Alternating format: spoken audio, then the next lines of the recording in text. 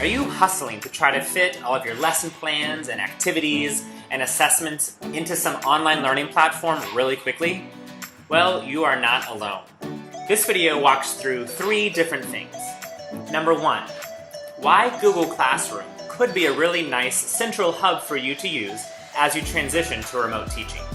Number 2, we'll preview a demo Google Classroom that we've created that might give you some ideas of how to set up your own classroom.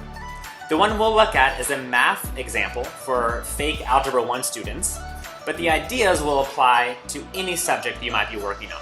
The third thing we'll do is look at how to incorporate Albert into your Google Classroom. We know you have no time to spare, so let's dive in. Having a wide variety of activities is really helpful when you're remote teaching. Google Classroom is great for this because it's a really flexible platform. Basically, anything you can find on the internet, you can put into Google Classroom. It's also great for communication, both public communication, like an announcement to your entire class, or private communication, such as a one-on-one chat with a student. And you can even have guardians or family members sign up for Google Classroom updates, which is a really nice feature. Google Classroom lets you create custom assignments for individual students or for small groups of students, and you can even add co-teachers to your Google Classroom account. This is perfect for supporting students that have IEPs or 504 plans, and especially great for students that might be English language learners.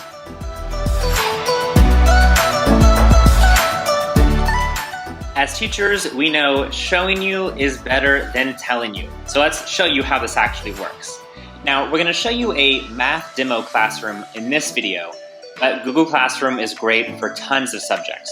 We're talking peer editing for ELA, Google Earth explorations for social studies or geography, even digital dissections for science.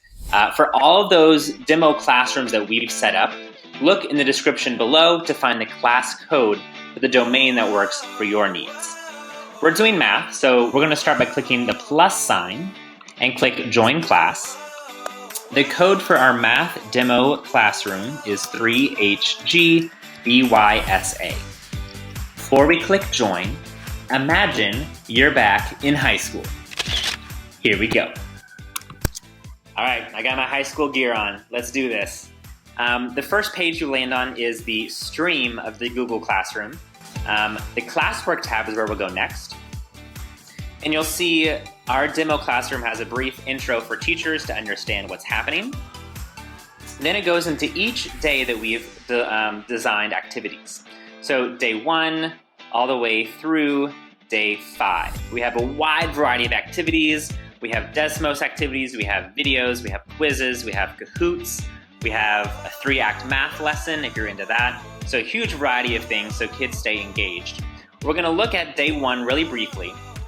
Every day starts with an intro video that you could record for your kids, and it just introduces them to that day's topics and kind of gives them some face time with you, which kids typically enjoy seeing their teacher, especially when remote teaching can make that difficult. The first activity also includes a link to a Google Hangout session, which is video chat. Every day from 2 to 5 p.m., we've set up a Google Hangout where kids can come ask questions or just hang out with each other if they'd like to do that with the teacher present. Then we have a Google document called Exploring Sequences. This makes a custom Google document for every student, which is great because they can turn it in and get a grade. We have a Kahoot there, which if you're not familiar with, is a really engaging, fun challenge activity that you can make for kids. And then this Google document is a little bit different. I'm going to open that up in this tab. This one actually allows all the students to edit a document together. In this activity, they're making their own sequence. So I could type in my name here,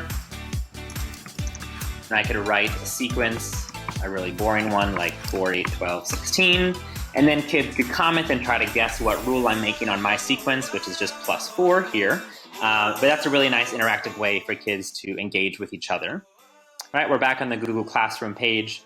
The last activity of this day is a quick exit ticket actually in Albert.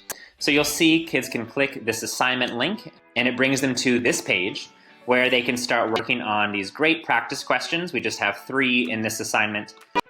For information on how to make folders and assignments within Albert, we'll include a link in the description so you understand the workflow of that. But this is great because kids can get full explanations. Every Albert question has full explanations with the background section, some great images, so that students aren't just left on their own if they get something wrong. They can really start to understand the content through practicing. The last thing I want to highlight is that we've included time estimates for each activity in the day. That can be really helpful for families that are trying to build a schedule or routine when they're doing remote teaching or distance learning. So we suggest that. We've also included these fun little emojis. Those are optional, but I think they're kind of fun. It's back to regular adult me, no embarrassing hat or sunglasses. We're looking now at Albert's Algebra 1 subject guide. Albert has always been fantastic for practice or assessment. Albert could be your best friend now that you're doing teaching from home. Let's say I wanted to find questions aligned to the standard, APR.1. I can click that standard, click Apply, and now Albert will filter all of those thousands of questions just for the ones that work for that standard. I can then easily make assignments based on the questions that it's found. We have over 100,000 questions in all of Albert's subjects, covering dozens and dozens of subjects. So make sure to take a look at albert.io to see if we have something that works for you. We're now back in our Google Classroom, just to show a few ways you could use Albert in your Google Classroom. The first day we've already seen, we had a short exit ticket with 3 questions. Day 2, we did an Albert problem of the day. Now this is a really difficult question, but for the kids that get it right, you could shout them out in the Google Classroom stream the next day. Day 3 is Albert practice. Now this wouldn't really be for an accuracy grade, more just for completion. And remember, every question has explanations in Albert. And on the last day, day 5, we have a quiz. Now this is 10 questions that a teacher curated just for themselves based on what they wanted kids to work on. This is a little bit longer, 20 minutes, but it's just another way you could use Albert in your Google Classroom.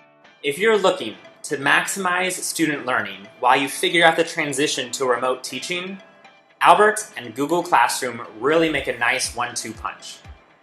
Thanks for your time. If you have questions, just leave a comment below, and best of luck.